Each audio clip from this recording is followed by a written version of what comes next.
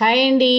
Welcome back to our channel Lavanya sambar. అందరూ ఎలా ఉన్నారండి? బాగున్నారా?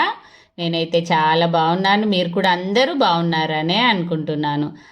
ముందుగా వీడియోలోకి వెళ్ళే ముందు అందరూ కూడా నా ఛానల్ని సబ్స్క్రైబ్ చేసుకొని మరి వాచ్ చేయండి. నేను చేసే మంచి మంచి రెసిపీస్ అవన్నీ కూడా వీడియోలు తీసి మీకు చూపిస్తున్నాను. అందరూ తప్పకుండా వాచ్ చేయండి, సబ్స్క్రైబ్ చేసుకోండి, నచ్చితే లైక్ చేయండి, అలాగే మీ ఫ్రెండ్స్ అందరికీ కూడా షేర్ చేయండి.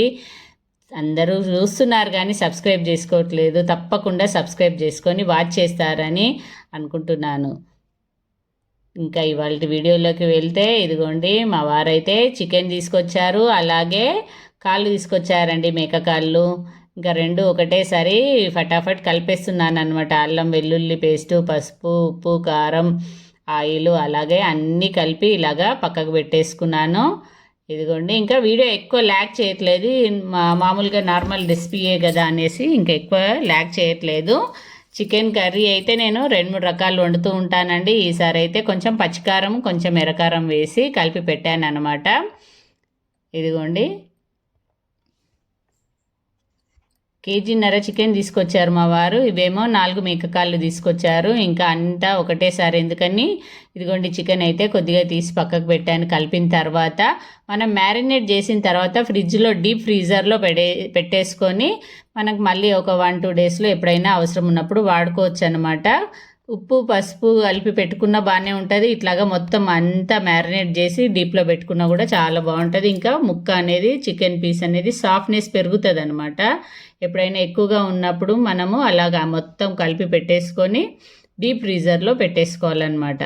ఇంకా ఇదిగోండి, చికెన్ అయితే ఈరోజు మొత్తం ఎర్రకారం వేయకుండా కొంచెం ఫ్రెష్గా పచ్చిమిర్చి అప్పటికప్పుడే గ్రైండ్ చేసి పచ్చికారము కొద్దిగా ఎర్రకారం వేసి చేస్తున్నాను అన్నమాట చికెన్ కర్రీ.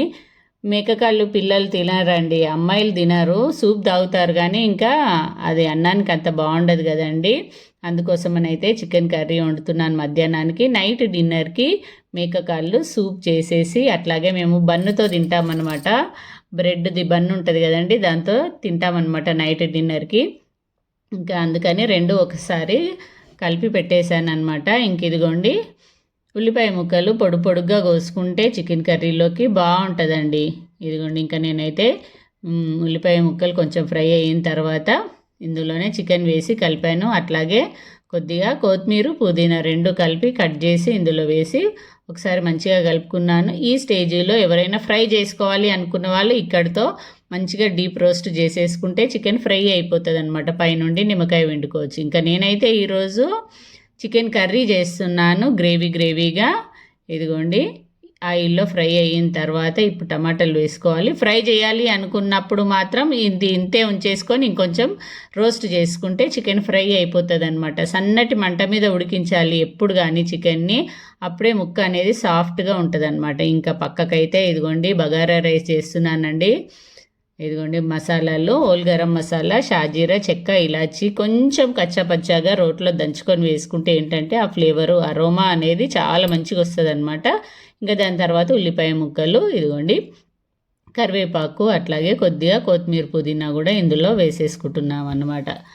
ఏంటంటే వైట్ రైస్ లాగా కాకుండా కొంచెం మనకి ఫ్లేవర్డ్ రైస్ లాగా వస్తామని ఎక్కువగా ఇంకా టమాటా అవన్నీ వేసుకుంటే కూడా బాగుంటుంది బగారా రైస్లో. ఇంకా నేను అవేమీ వేయట్లేదు, జస్ట్ ఫ్లేవర్డ్ రైస్ లాగా, వైట్ రైస్ కాకుండా ఉండడం కోసం ఫ్లేవర్డ్ లాగా అనేసి ఇట్లాగా పోపు పెడుతున్నాను అనమాట. ఇంకా ఉల్లిపాయ ముక్కలు ఇవన్నీ వేసుకొని ఫ్రెష్ అల్లం వెల్లుల్లి పేస్టు, అట్లాగే కొద్దిగా పచ్చికారం, ఇంకా నేను పచ్చిమిర్చిలు వేయట్లేదు చూడండి, కొద్దిగా పచ్చికారము, అట్లాగే కొంచెం ఫ్రెష్ అల్లం వెల్లుల్లి పేస్ట్. బగారా రైస్లో ఎప్పుడు కానీ అల్లం వెల్లుల్లి పేస్ట్ ఫ్రెష్గా ఉంటే, నాన్ వెజ్లో కూడా ఫ్రెష్గా ఉంటే చాలా టేస్ట్ అవుతాయండి వంటలు అయితే.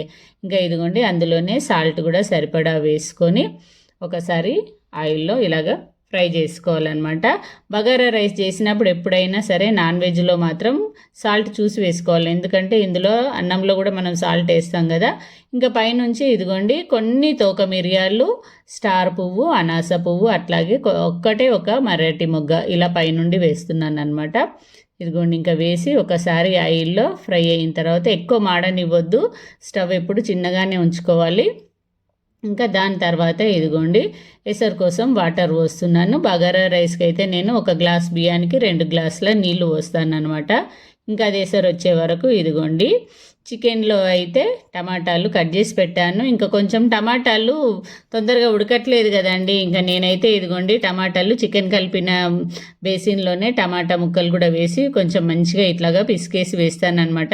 తొందరగా ఉడుకుతాయి అన్నమాట టమాటాలు కూడా, ఇంకా మంచిగా ఉడుకుతాయి అన్నమాట. అందుకోసమని ఇంకా నేను అదే గిన్నెలో వేసి కలిపి ఇందులో వేసేస్తున్నాను అనమాట. వేసి మంచిగా కలుపుకోవాలి. టమాటాను కలుపుకున్న తర్వాత మనము గ్రేవీకి సరిపడా వాటర్ పోసుకోవాలన్నమాట చికెన్లో. ఇంకా ఇట్లా పోసేసుకొని స్టవ్ కొద్దిగా సిమ్ కంటే కొంచెం పెద్దగా పెట్టుకొని మూత పెట్టుకొని చికెన్ని నిదానంగా ఉడకనివ్వాలి. ఎప్పుడు కానీ చికెన్ చాలా స్లోగా ఉడికితేనే ముక్క అనేది నార నార ఉండకుండా సాఫ్ట్గా ఉంటుంది అనమాట. ఇంకా ఇదిగోండి ఇక్కడైతే బగారా రైస్ ఉడుకుతుంది కదండి. ఇంకా నేను ఈ స్టేజ్లో అయితే ఇంకా స్టవ్ మీద నుంచి తీసేసి ఈ రైస్ కుక్కర్ని అందులో పెట్టేసుకుంటాను అనమాట. ఈ డిష్ని తీసి రైస్ కుక్కర్లో పెట్టేసుకుంటాను అనమాట. పెట్టేసి కట్క ఆన్ చేసుకున్నామంటే అదే అండి స్విచ్ ఆన్ చేసుకున్నామంటే బగారా రైస్ అయితే రెడీ అయిపోతుంది. ఇంకా దాన్ని మనం చూడాల్సిన అవసరం ఉండదన్నమాట. ఇంకా అట్లాగే కుక్కర్లో ఇదిగోండి మేక కాళ్ళ కోసం అయితే కుక్కర్ పెట్టాను. ఇవైతే కంపల్సరీగా కుక్కర్లోనే వేసుకోవాలండి, ఉడకవు కదా. ఇంక ఇందులో కొద్దిగా షాజీరా అట్లాగే కొంచెం చెక్క ఇలాచి రోట్లో వేసి కచ్చాపచ్చాగా దంచాను అనమాట. ఎందుకంటే మనం అట్లాగే వేస్తే ఆ ఫ్లేవర్ అనేది అంతగా రాదనమాట. అందుకోసమని కొద్దిగా రోట్లో కచ్చాపచ్చాగా ఇలాగ దంచుకొని వేసుకున్నామంటే ఆ ఫ్లేవర్ అనేది ఆయిల్లోకి మంచిగా వస్తుంది అనమాట. ఇంకా నేను అవన్నీ వేసుకొని ఇదిగోండి ఇందులో కూడా కొద్దిగాని ఉల్లిపాయ ముక్కలు వేసి ఫ్రై చేస్తున్నాను. మేక కాళ్ళు చాలా మంచివండి. బోన్స్లో మోకాళ్ళలో గుజ్జును పెంచుతాయి, బోన్స్ కూడా స్ట్రాంగ్ అవుతాయి. మనకు మోకాళ్ళలో డ్రై అయిపోయి గుజ్జంతా అయిపోవడం వల్లనే మోకాళ్ళు వస్తూ ఉంటాయండి. అప్పుడప్పుడు కనీసం నెలకు ఒకసారైనా ఇలా మేకకాళ్ళు సూప్ పెట్టుకొని తాగామనుకోండి ఆ గుజ్జు అనేది పెరుగుతూ ఉంటుంది అనమాట. ఇంకా ఇదిగోండి ఇందులోకి మిరియాలు కూడా వేసుకోవాలన్నమాట. ఇంకా కొంచెం అవి దంచుతూ అట్లాగే కొద్దిగా అల్లం వెల్లుల్లి పేస్టు, మరీ ఎక్కువ వేయద్దండి ఇందులో. అల్లం వెల్లుల్లి పేస్టు కొద్దిగానే వేయాలి. ఆల్రెడీ కలిపేటప్పుడు కొద్దిగా వేసాను, పోపులో కొద్దిగా వేస్తున్నాను అనమాట. ఇంకా కొంచెం పసుపు వేసేసుకొని ఇంకా ఈ కలిపి ఉంచుకున్న మేకకాళ్ళను ఇందులో వేసుకోవాలన్నమాట. ఆయిల్లో కొద్దిగా మంచిగా ఫ్రై అవ్వాలి, లేకపోతే కొద్దిగా కౌసువాసన లాగా వస్తుంది అనమాట. అందుకోసమని ఫస్ట్ ఆయిల్లో ఇవి మంచిగా ఫ్రై చేసుకోవాలి మేకకాళ్ళను.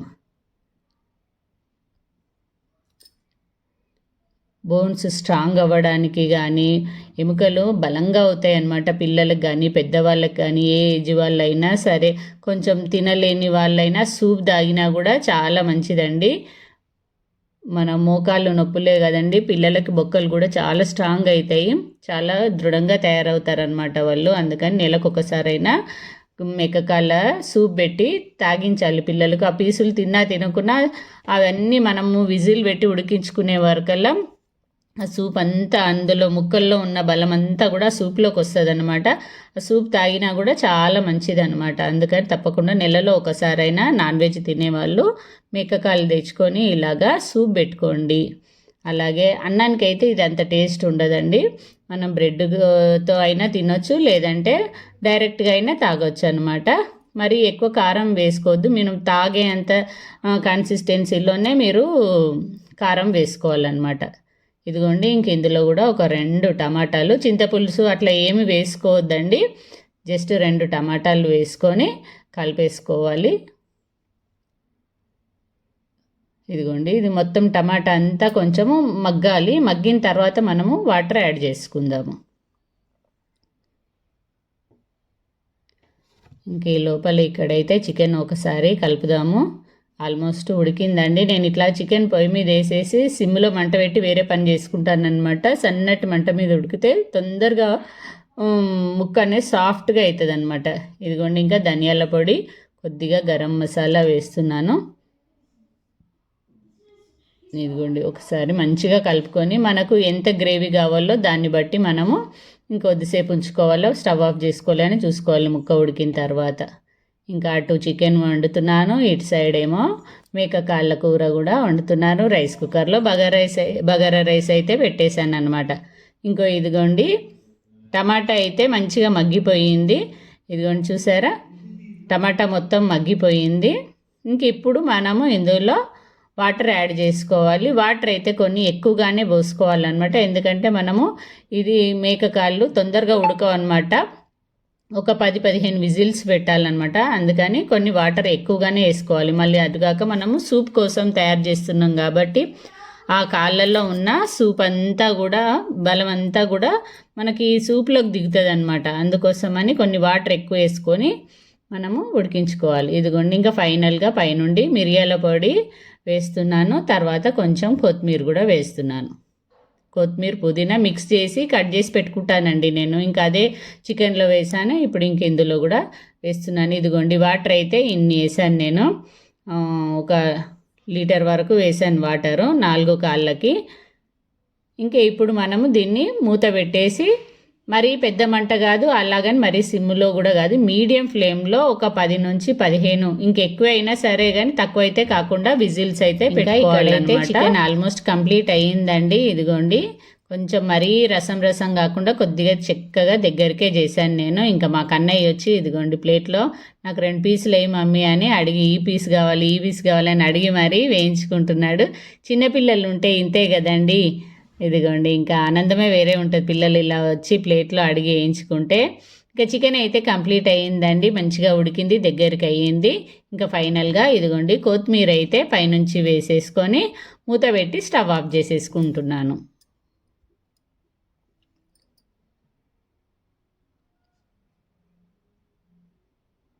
ఇంకా చికెన్ అయిపోయింది.